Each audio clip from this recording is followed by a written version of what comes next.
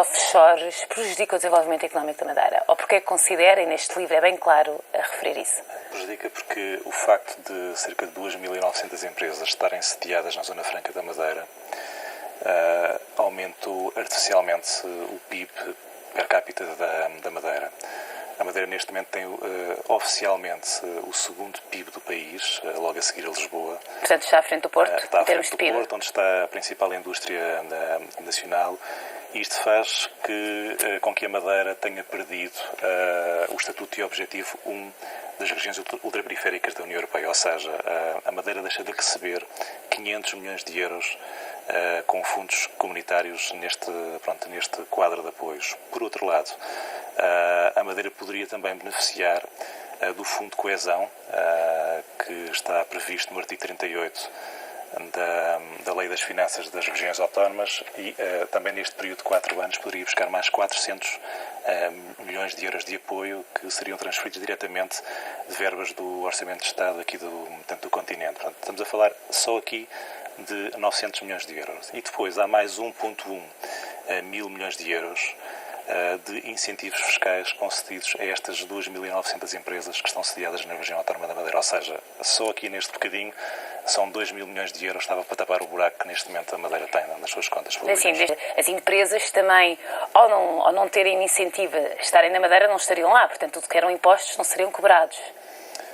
Faço-me entender. É assim, estamos a falar que todas as empresas que foram constituídas antes de 31 de dezembro de 2001 e continuam em atividade têm isenção total de impostos diretos. Estamos a falar de IRC, de imposto de selo, de juros, de mais-valias e de royalties.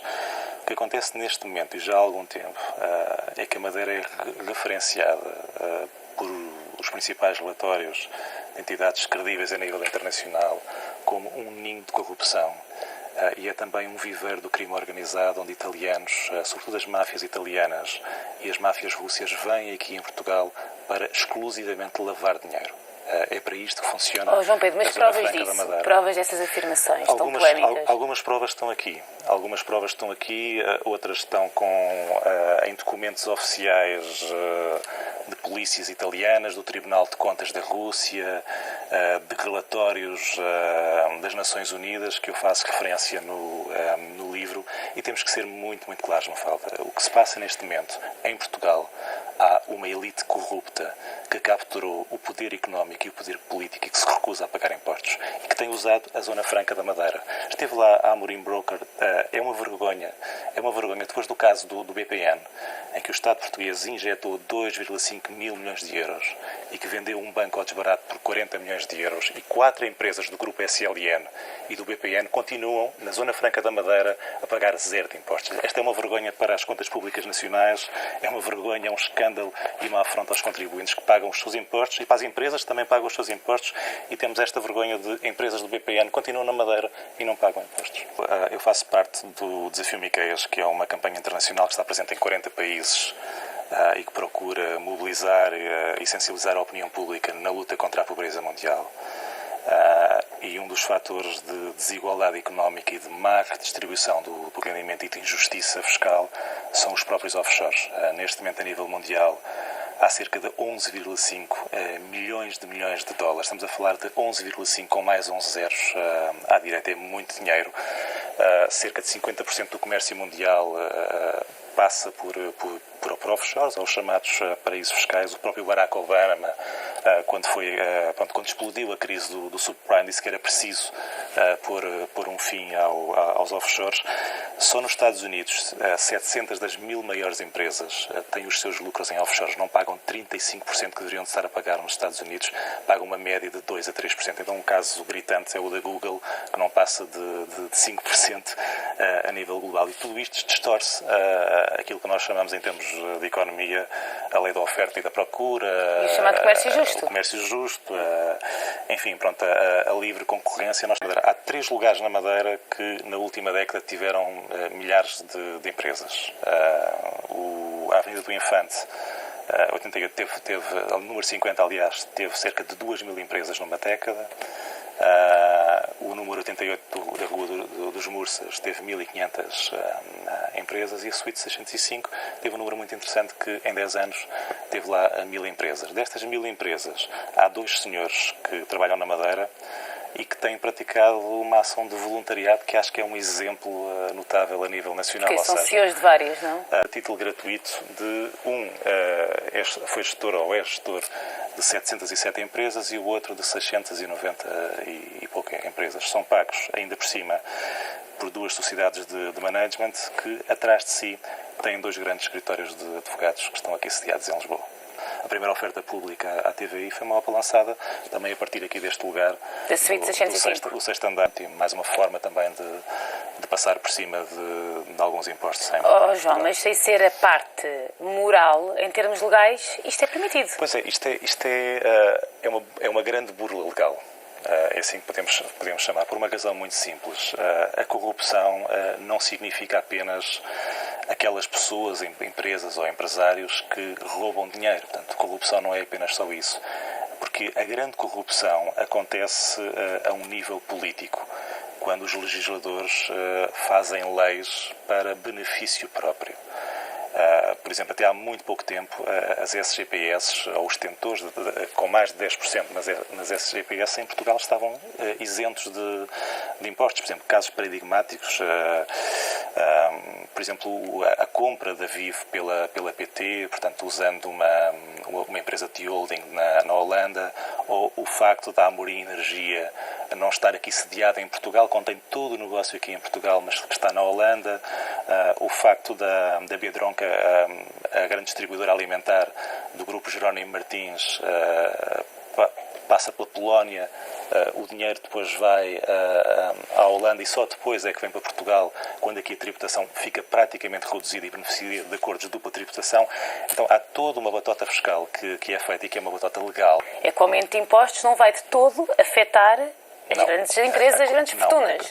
Vai afetar quem não pode fugir dos impostos. Exatamente. A conclusão que nós podemos chegar é que a carga tributária, ao longo dos últimos anos, e falamos concretamente pelo uso dos offshores, tem estado a ser desviada das grandes empresas para os pequenos contribuintes. E nós, neste momento, em Portugal, estamos a pagar mais impostos, porque quem tem dinheiro não paga impostos no nosso país. E, portanto, aqui em Portugal não estão a pagar impostos. E essa é a razão pela qual os contribuintes portugueses têm de cobrir os sucessivos buracos que vão aparecendo nas contas públicas. O 6º homem mais rico do mundo também tem a sua sedezinha, e voltando ao livro, na Suíte 605. É muito interessante porque numa altura em que Warren Buffett diz que os ricos precisam de deixar de ser mimados, ou seja, é um multimilionário, o 3º homem mais rico do mundo, a dizer a toda a gente e fundamentalmente ao Barack Obama que é preciso, portanto, um imposto extraordinário para estas pessoas que ao longo do tempo tiveram muitos incentivos fiscais e muitos benefícios. É paradigmático que o 6º homem mais rico do mundo, um indiano que está sediado com residência oficial em Londres, usa a ArcelorMittal, que é a maior exportadora da Madeira, com 780 milhões de euros em 2009, e também tem a Acesita, e que, por ironia do destino, não pagam um cêntimo de impostos aqui na Madeira e também não pagam um cêntimo de impostos praticamente em lado nenhum. E o que acontece é que os lucros são migrados aqui tanto para a Madeira. Estas empresas aqui não têm um único trabalhador, não produzem riqueza, não criam desenvolvimento regional, como a lei, o decreto-lei que na altura possibilitou a criação da Zona Franca da Madeira, que falava de desenvolvimento regional, inclusive de uma indústria específica para potenciar a Madeira. Foram boas intenções políticas, mas aquilo que nós verificamos é que estas pessoas, que são os donos do dinheiro, que vêm aqui a Portugal sem necessitarem e que têm um único objetivo, que é usarem a Madeira, que neste momento a Zona Franca é um santuário, para simplesmente cultuar a fuga aos impostos. E o que é que a Madeira ganha com isto tudo? A Madeira perde porque temos 30% da população que reside na Madeira a viver abaixo do limiar da pobreza. Isto é muito grave. Temos pessoas totalmente iletradas na Madeira. temos pessoas que não conseguem montar um negócio como deve ser. Por exemplo, na Zona Franca, ou melhor, na zona industrial, que está dentro da Zona Franca da Madeira, temos apenas 51 empresas ligadas à indústria. Em 30 anos é totalmente inadmissível, com os sucessivos incentivos fiscais, que apenas 51 empresas neste momento estejam dedicadas à indústria, porque o resto tem estado sempre dedicado à área financeira. O Vaticano foge aos impostos, ou fugiu através da... Sim, o Vaticano tem no seu livro. Tem. Mas o Vaticano tem uma história, pronto, já conhecida desde a Segunda Guerra Mundial. O Vaticano escondeu o nazi e criou uma coisa que foi chamada a linha do rato. Eu explico isso num outro livro, em Revelações, e que possibilitou que alguns oficiais nazis se refugiassem em Buenos Aires e em outros países da América Latina. E o Vaticano, através do Banco Ambrosiano, teve centenas de offshores. Foi um escândalo político. E o Vaticano tem usado, ou usou, uma empresa na Madeira com um administrador italiano para fugir aos impostos. Fizeram isto a nível oficial a título gratuito. São pessoas que funcionam na prática como testas de ferro de Oleg Deripaska, um senhor que é um multimilionário na Rússia, que está proibido de entrar na Inglaterra, no Canadá e nos Estados Unidos por alegadas ligações ao mundo do crime organizado na Rússia.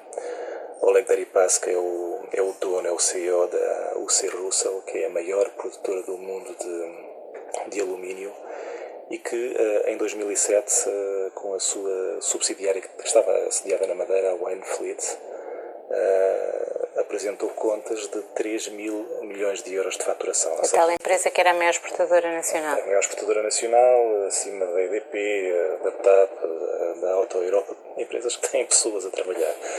E esta apresentava apenas 4 trabalhadores. Olha, e as autoridades portuguesas, o Governo, o Parlamento, não podem fazer nada para alterar esta situação? Mas o problema é que nós temos políticos e ex-políticos que estão envolvidos com empresas na Zona Franca da Madeira. E depois temos maus exemplos no nosso país. Nós tivemos um ex-primeiro-ministro que comprou um apartamento na Rua Brancamp a uma empresa offshore para pagar menos impostos.